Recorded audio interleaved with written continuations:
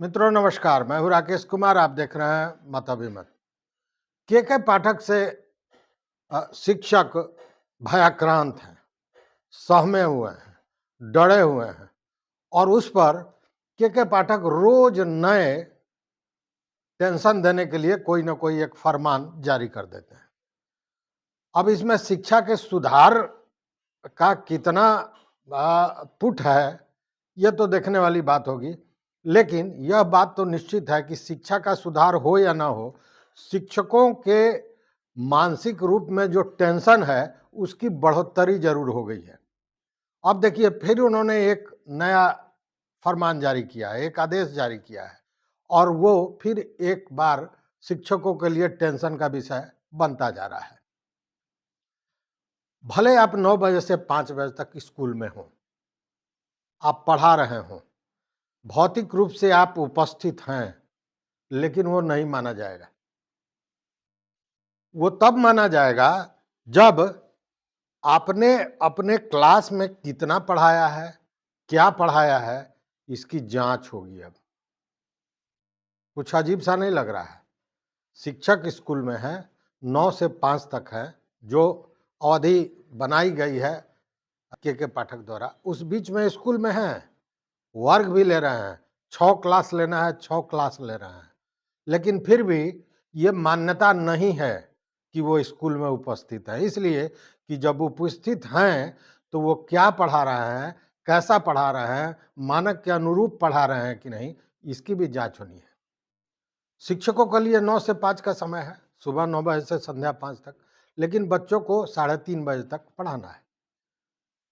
अब 3:30 बजे के बाद उन बच्चों को पढ़ाना है जो मानसिक रूप से या शैक्षणिक रूप से कमजोर हैं, उन बच्चों को पढ़ाना है। मतलब कि 5 बजे तक वो बच्चे भी रहेंगे। अब ये जाड़ा का समय है, ठंडा का समय है, 5 बजे अंधेरा हो जाता है, तो शिक्षक तो पहले परेशान थे ही कि घर पहुंचते पहुंचते बीच में कई आपने घटनाएं सुनी होगी, कई लोगों का एक्सीडेंट हुआ, कई जो शिक्षिकाएं हैं अनमैरिड हैं या मैरिड हैं, वो जब देहात से आ रही हैं, बस नहीं मिल रहा है तो रोते बिलखते पाई गई। ये सारी घटनाएं हो रही हैं।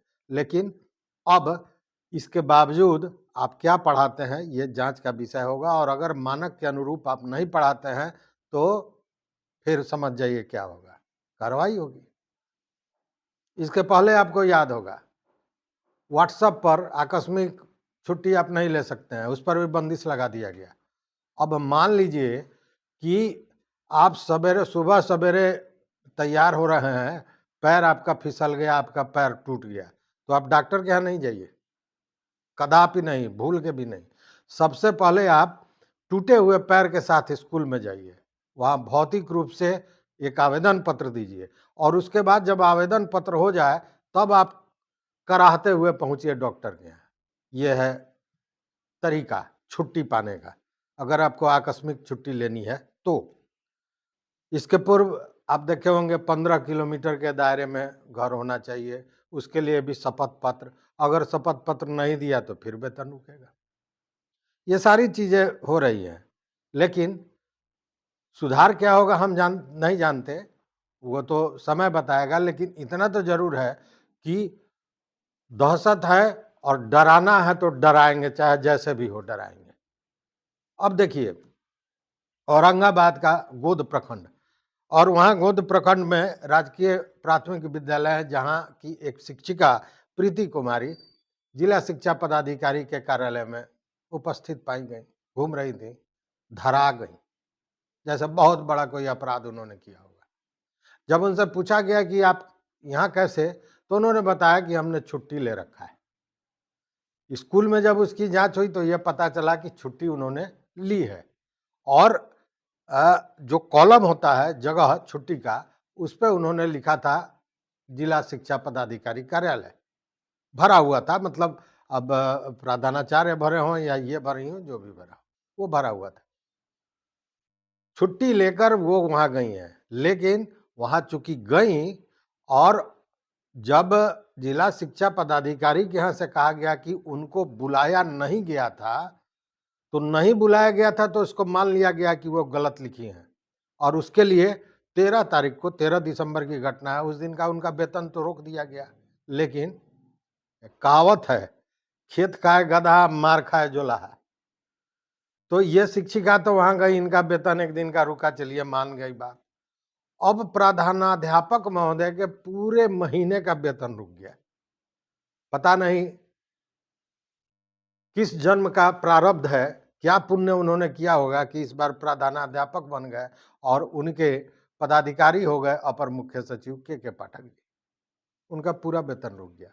अब उसी तरह देखिए, वैशाली के भगवानपुर प्रखंड के सराय में उच्च विद्यालय है, वहां पहुंच गए घूमते फिरते पाठक साहब। तो पाठक साहब तो जब पहुंचते हैं तो स्वाभाविक है कि जो दहशत है उसमें जो भी शिक्षक सामने पढ़ता है या पदाधिकारी या जो भी कहें प्रधानाचार्य, उनकी मानसिक स्थिति गड़बड़ा जाती है। संजोग देखिए कि वहाँ पे एक महिला प्रधानाचार्य के उस दिन चार्ज में थी, क्योंकि प्रधानाचार्य नहीं थे। शिक्षकों की कमी देखी उन्होंने, तो पूछा कितने शिक्षक हैं, तो बताया 29। तो बाकी कहाँ हैं, तो उन्होंने बताया कि 11 जो हैं वो ट्रेनिंग में गए हैं, तो बाकी कितना बचता है। अब ये जिस अंदाज में उन्होंने पूछा और उनकी जो दहशत है उसमें वो गड़बड़ा गई, 2 बार 3 बार 11 12 18 19 करती रह गई। तीसरे बार में उन्होंने बताया कि हाँ 18 है। उनसे पूछा कि आपको हिसाब नहीं आता, उन्होंने बताया कि सर हम आपको देख के घबरा गए। फिर बाद में उनसे नाम पूछा गया, वो नाम भी नहीं बता पाई, इतनी घबराहट में थी। अब उसको लेकर भी उनका वेतन रोक दिया गया। मने अजब हो गया है भाई, वेतन रोकना। जैसे वो फिल्म शोले में कहा था कि गब्बर को पकड़ लो, तो वीरों ने कहा कि गब्बर कोई बकरी का बच्चा है कि दौड़े और पकड़ लिए। तो यहाँ तो ये जो भी चीज है इतना आसान है कि जब कुछ हुआ, दोष हो न हो, लेकिन अगर साहब को बुरा लग गया तो वेतन तो कटेगा साहब, उसको कोई नहीं रोक सकता है। अब इनका वेतन कट गया, और वेतन ही नहीं कटा, ये कहा गया कि आगे भविष्य में जो भी होगा इसका निर्धारण के पाठक साहब करेंगे। मतलब अब वो डायरेक्ट के पाठक के हॉटलाइन में जुड़ गई। अब के पाठक उनके भविष्य का फैसला करेंगे। तो ये स्थिति बनी हुई है, और इस टेंशन में ये कहा जा रहा है कि आप स्कूल में हैं तो पढ़ाएं, तो क्या पढ़ा रहे हैं और मानक के अनुरूप है कि नहीं ये बताएं। साहब आपने तो पागल कर रखा है, मानक के रूप में पढ़ाने और न पढ़ाने की बात कहाँ है। शिक्षक आते हैं तो ये सोच के पहुंचते हैं कि आज कटेगा कि नहीं वेतन, और जाते हैं तो भगवान को याद करते होंगे कि आज बच गए भैया, कल क्या होगा भगवान जाने।